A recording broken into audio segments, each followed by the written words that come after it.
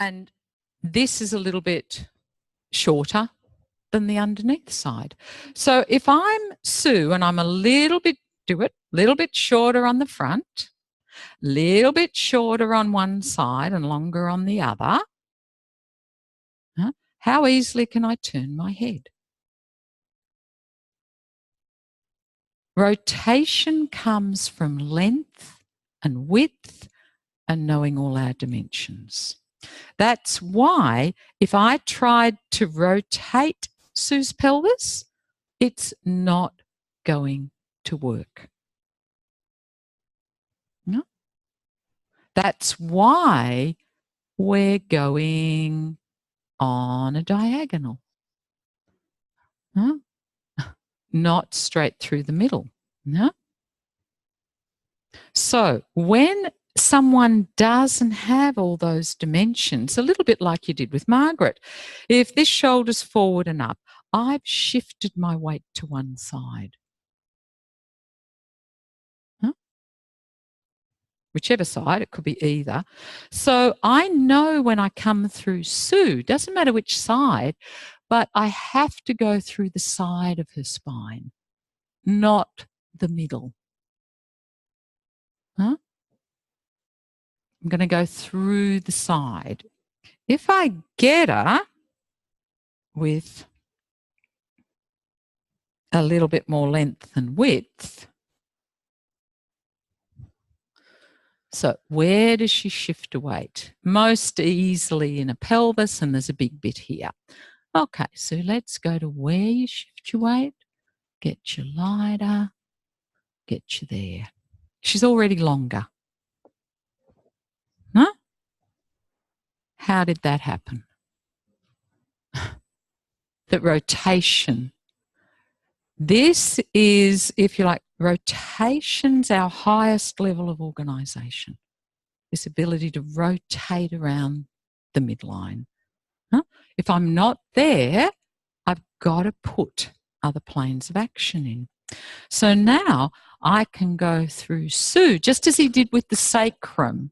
We talked about it from the other end yesterday. You know, all of a sudden he could come through the centre for Larry because he had more length.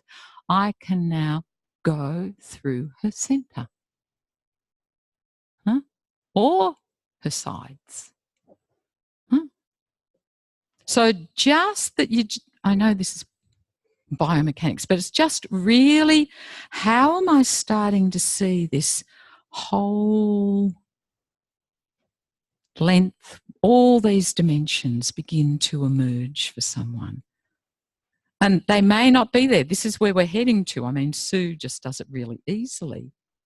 But, you know, here I can show Sue through her sacrum. Sue, go back to where you were. It's not going to work. I have to go through the underneath side or the upper side. But all of those are going to allow her different ways to shift her weight that is going to help clarify this space for her. Diagonals, just think, what I'm doing is doing that with her. I'm giving her more length, aren't I, to do that? I'm giving her more opportunity to open some spaces up. So when you get lost and you go, oh, it's not working, think about what's the shape they've already got that you might have to modify. And that's why, you know, we can give you this template. I've given you this template for Larry, but he's already got all of these dimensions. So here, Sue, go back to long Sue. She can shift her weight over more parts of herself. So I've got more possibilities of lifting her arm, where she could put it, where we could show her that. And you can, if you watch him, that's the level he's working at. He's not making something happen by compressing himself. Your intention, and one of the big things we've been working on is if you can find this in yourselves, all this rolling we've been doing, that's about softening your intention. That's about spreading your attention. Huh? Rather than being here, which is really helpful as well. Yeah, but not when it's like this. Thanks, Sue. Good. Okay. I think it's lunchtime. It's the last day. Huh? So we'll be back at 2:30.